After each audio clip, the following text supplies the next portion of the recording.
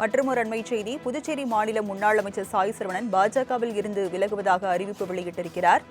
முன்னதாக உசுடு தொகுதியில் அவர் போட்டியிடுவதற்கான வாய்ப்பு வழங்கப்படவில்லை என்ற அதிருப்தியில் இருந்த நிலையில் தற்போது பாஜகவில் இருந்து விலகுவதாக சாய் சரவணன் தெரிவித்திருக்கிறார்.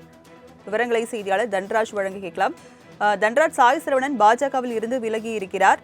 அடுத்த கட்ட நடவடிக்கை என்னவாக இருக்கும்?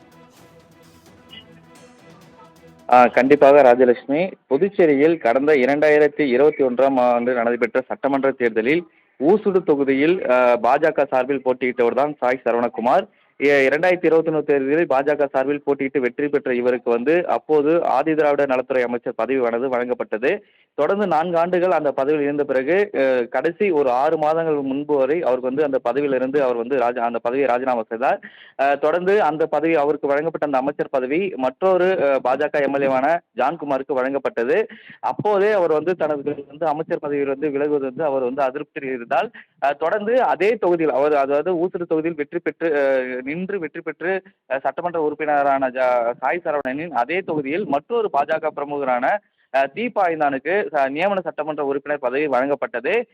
மேலும் வருகின்ற 2026 சட்டமன்ற தேர்தலில் தீபாய்ந்தான் ஊசுடு தொகுதியில் போட்டியிடுவதற்கான தகவல்களும் வெளியாகின. இந்த நிலையில் இருவரில், அதாவது சாய் சரவணகுமார் மற்றும் தீபாய்ந்தான், இந்த இருவரில் யார் பாஜக சார்பில் அந்த சீட்டை பெறுவது என்கிற ஒரு போட்டியானது நிலவி வந்தது. இந்த நிலையில் தற்போது பாஜக சார்பில் போட்டியிடப்படும் புதுச்சேரி போட்டியிடும் 10 வேட்பாளர் பட்டியல் வெளியிடப்பட்டதில் அதில் உசுடு தொகுதியில் வேட்பாளராக தீபாய்ந்தான் அறிவிக்கப்பட்டுள்ளார். இதனால் உசுடு தொகுதியில் ஏற்கனவே சட்டமன்ற உறுப்பினராக உள்ள சாய் சரவணகுமார் அதிருப்தி அடைந்தார். மேலும் இது குறித்து தலைமையிடம் பல தடவை பேசியும் அவருக்கு எந்த பதிலும் தெரிவிக்கப்படவில்லை என தெரிகிறது. இந்த நிலையில் தான் நேற்று அவரது ஆதரவாளர்கள் பாஜக தலைமை அலுவலகத்தை முற்றுகையிட்டு தங்களுக்கு வழங்கப்பட்ட பாஜக சார்பில் தங்களுக்கு வழங்கப்பட்ட பதவிகளை ராஜினாமா செய்தனர். மேலும் இந்த கட்சிக்காக உழைத்த தங்களுக்கு இந்த கட்சி மரியாதை கொடுக்கவில்லை எனவும் அவர்கள் குற்றம் சாட்டினர். தொடர்ந்து இந்த நிலையில் இன்று சாய் சரவணகுமார் தனது பாஜக அடிப்படை உறுப்பினர் பதவியை ராஜினாமா செய்வதாக தெரிவித்து பிரதமர் மோடி மற்றும் பாஜக தேசிய தலைவர் நிதின் நபி ஆகியோருக்கு கடிதம் ஒன்றை அனுப்பியுள்ளார்.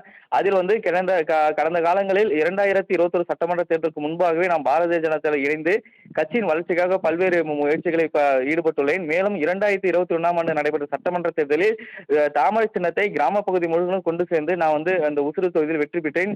இந்த நிலையில் தற்போது எனக்கு அந்த வாய்ப்பு கொடுக்காது வருத்தம் அளிக்கிறது எனவும், ஆகவே நான் அடிப்படை உறுப்பினர் பதவியை ராஜினாமா செய்வதாக தெரிவித்துள்ளார். இந்த நிலையில் தற்போது பாஜகவிலிருந்து விலகியுள்ள சாய் சரவணகுமார் வருகின்ற சட்டமன்ற தேர்தலில் தமிழக வெற்றி கழகத்தில் இணைந்து போட்டியிடப் போவதாக ஒரு தகவலானது வெளியாகியுள்ளது. இதற்காக அவர் தற்போது சென்னையில் முகாமிட்டுள்ளார். இன்னும் சற்று நேரத்தில் அவர் தாவேக்காவில் இணை உள்ளதாகவும் தாவேக்காவில் இருந்து உசுறு தொகுதியில் அவர் போட்டியிடுவார் என்ற தகவலும் தற்போது வெளியாகியுள்ளது. விவரங்களை வழங்கியதற்கு நன்றி தன்ராஜ்.